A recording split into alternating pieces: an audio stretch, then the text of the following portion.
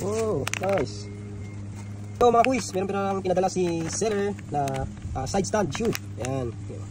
Ikakabit natin dito yan kay Cloud. Yan.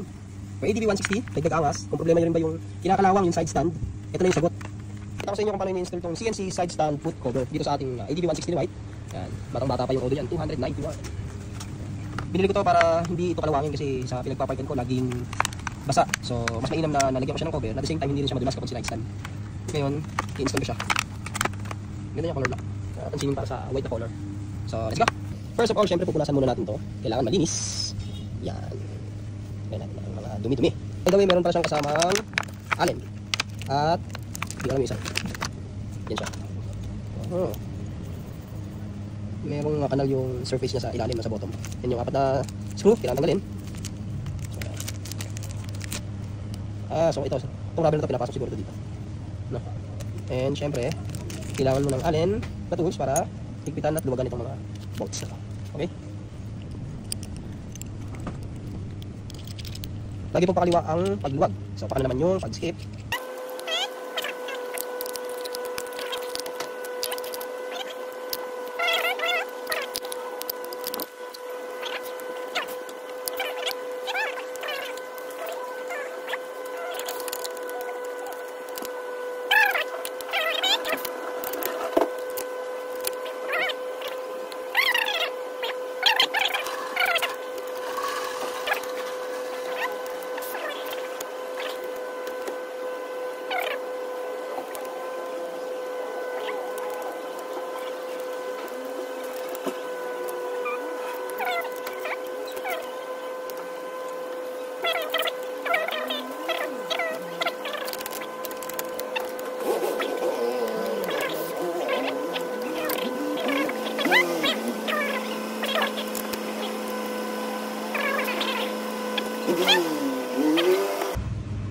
Okay.